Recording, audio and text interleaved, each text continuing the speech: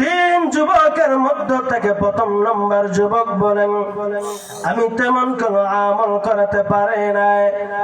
একটা আমল করেছি, আমি ছিলাম ধনাঢ্য ব্যক্তি। আমার বাড়িতে একটা গোলাম ছিল।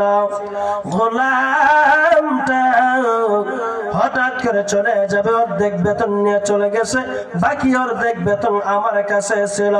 যেই টাকাটা আমার কাছে ছিল, অবশিষ্ট টাকা দিয়া আমি একটি ছাগলি করলাম। আমার আল্লাহ এই ছাগলির থেকে অনেকগুলা ছাগলের বাচ্চা আল্লাহ দুনিয়ার জমিনে দিছে। হইতে হইতে বকরির একটা হামার হয়ে গেছে। আমার আল্লাহ গোলাম বলে আমার কাছে, মনিব যুবকটা বলে, কিছুদিন পরে আমার কাছে আমার গোলামটা চলে আসলো।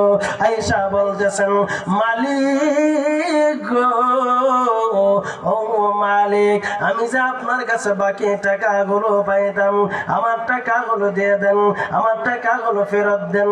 আমার ছেলে মেয়ে নিয়ে চলতে কষ্ট হইতেছে। আমাদের সমাজে যদি এমন হইতো, আমরা কইলাম হইলে তুমি যে আমার বাড়িতে কাজ করছো, আমি তোমার চিনুই না। ঠিক নিও, কারণ চিন্তা তো কি আদর লাগবে।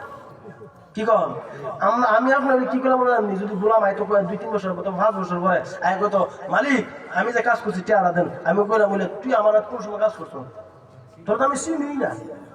এরকম হয়নি? দেখেন আগের কালে মানুষ কি সৎ ছিল। আল্লাহু আকবার কাবীরা। গোলাম আসার সাথে বলেছেন, তুমি এতদিন পর আসছো, আমি তোমার তালাশ করতেছি, কোন সময় তোমার টাকাটা নিয়ে যাবা। জোরে কন্যা সুবহানাল্লাহ। মুসলমান বাবা আমার, গোলামটা মনিবের কাছে আয়েশা বলতেছেন, ও মনিব, আমার টাকাগুলো ফেরত দেন, আমার টাকাগুলো ফেরত দিয়ে দেন।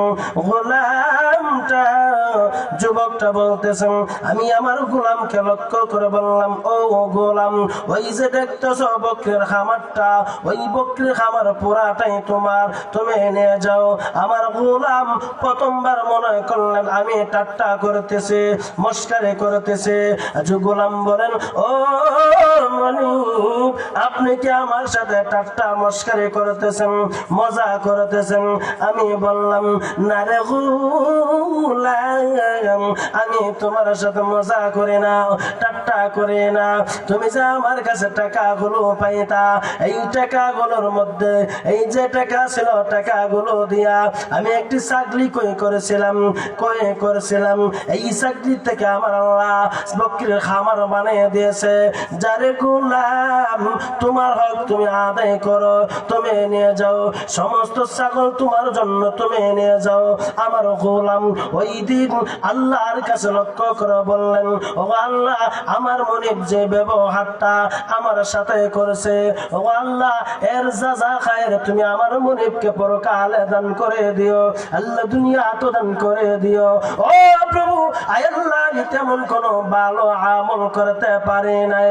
ও আল্লাহ, ওই দিনের আমলটা যদি, আমার গোলামের ব্যবহারটা যদি আল্লাহ তোমার কাছে পছন্দনীয় হয়ে থাকে, আল্লাহ তোমার কাছে ভালো হয়ে থাকে, ও আল্লাহ, আজকে তোমার কাছে ফরিয়াদ করে, আজকে তোমার কাছে আরজি পেশ করে, আল্লাহ, যে কঠিন বিপদের মধ্যে পড়ে গেলাম, গুহার মধ্যে ঢুকলাম, আল্লাহ পাথর আইসা গুহার মুখ বন্ধ করে দিছে, আল্লাহ বাইর হতে পারতেছে না।